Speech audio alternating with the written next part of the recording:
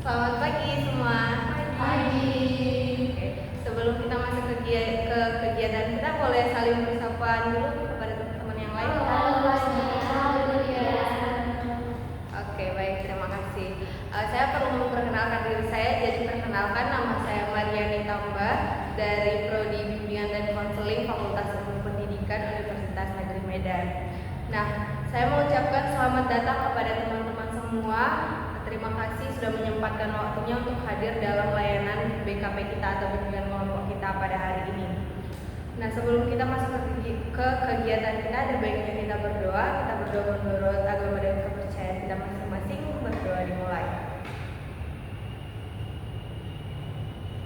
Berdoa selesai. Oke, baik.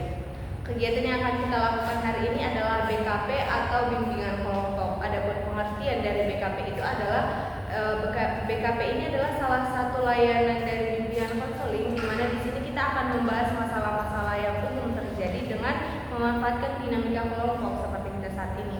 Adapun tujuan dari layanan ini adalah untuk kita nanti akan menggali solusi dari masalah yang akan kita bahas seperti itu. Nah, adapun topik yang akan kita bahas hari ini adalah masalah tidak selera makan yang dialami oleh semua umur ya. Nah, saya perlu bertanya nih untuk kita membahas materi ini. Menurut teman-teman, apa sih faktor penyebab dari tidak selera makan ini? Mungkin kepada Kak Musna. Baik Kak, jadi menurut saya mengapa kita tidak selera makan itu disebabkan oleh faktor psikologis. Bisa aja tuh kita karena stres, cemas atau banyak pikiran. Bisa juga karena faktor lingkungan seperti suasana yang tidak nyaman atau makanannya itu kurang selera untuk kita makan, jadi kita nggak mau makan. Oke, baik, terima kasih. Betul sekali seperti yang dibilang Kak Musna ya, bisa jadi karena kita tidak selera makan itu karena kita mengalami gangguan dalam diri kita. Mungkin kita merasa tidak enak badan kan, atau mungkin kita merasa stres dan tidak selera makan. Nah, menurut teman-teman, dampak dari tidak selera makan ini apa sih? Mungkin Kak Devia. Kalau menurut saya ya, dampak dari tidak selera makan ini bisa terjadi yaitu tubuh jadi lemas dan gampang capek, karena kan makanan itu adalah sumber utama bagi kita. Baru juga pastinya berat badan akan turun secara drastis. Oke, baik, terima kasih atas jawabannya. Benar sekali seperti yang dibilang Kak Delvia, dampak dari tidak selera makan itu bisa jadi kita jadi gampang sakit, berat badan kita jadi gampang menurun, kita jadi merasa lemah atau letih gitu ya. Nah, kita kan udah membahas mengenai faktor penyebab dan juga dampaknya nih. Menurut Kak Stefani, apa sih solusi yang tepat untuk menangani masalah tidak selera makan ini?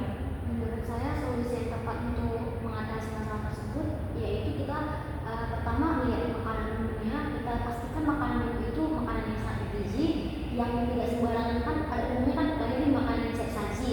Kita harus memperhatikan dulu nih menu makanannya itu baik nggak untuk kesehatan kita, agar tidak juga melukai kesehatan kita sendiri.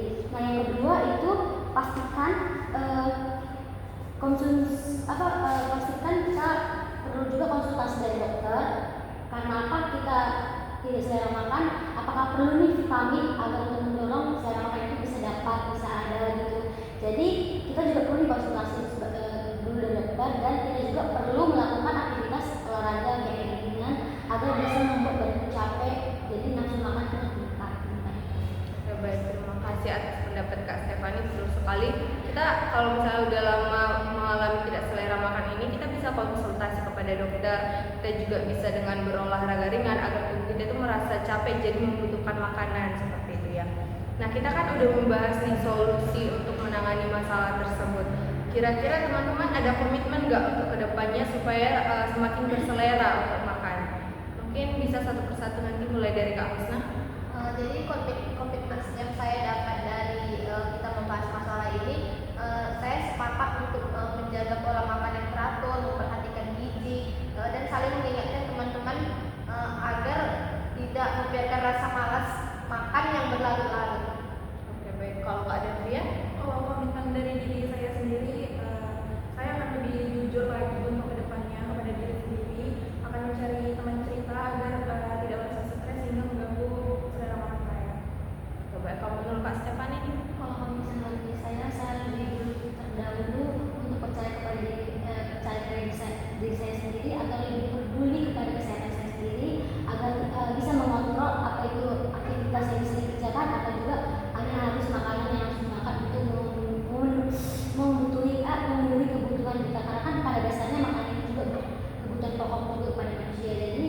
walaupun tidak selera makan, kita pastikan dulu kita minum vitamin yang untuk mendorong selera makan kita yang bisa dapat gitu.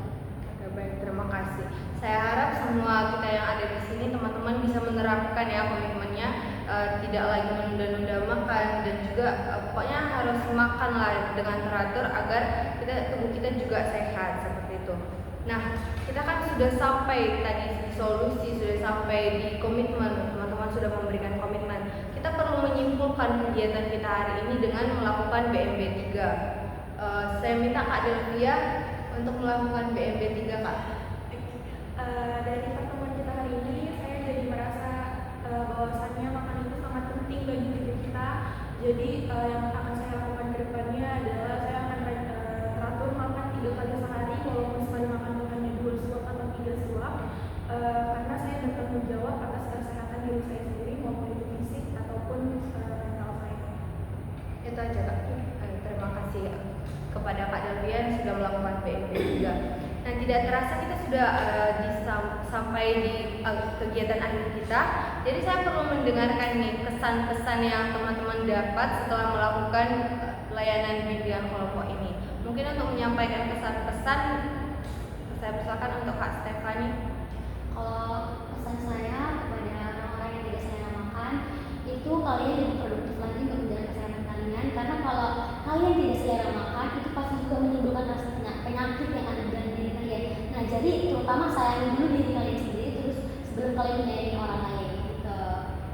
Dan pesan saya setelah mendengar dan membahas topik ini, saya sendiri yang tahu dan percaya bahwa makanan itu juga salah satu sumber yang harus kita jaga, harus kita penuhi agar bisa menjaga kesehatan mental kita atau kesehatan diri sendiri. Oke, baik. Terima kasih kepada Kak Stefani yang sudah memberikan pesan-pesannya. Saya berharap semoga layanan bimbingan kelompok yang kita lakukan hari ini dapat bermanfaat kepada kita di kemudian hari. Semoga kita juga bisa menerapkan apa yang sudah kita dapat hari ini. Kita tetap makan teratur, tidak menunda-nunda untuk makan supaya badan kita tetap sehat ya. Kita bisa melakukan aktivitas kita bagaimana dengan baiknya. Nah, karena kegiatan kita sudah berakhir, marilah kita menutupnya karena kita tadi mengawali dengan doa, ada baiknya kita juga menutupnya dengan doa. Saya akan memimpin doa, mari kita berdoa menurut agama dan kepercayaan kita masing-masing. Berdoa dimulai.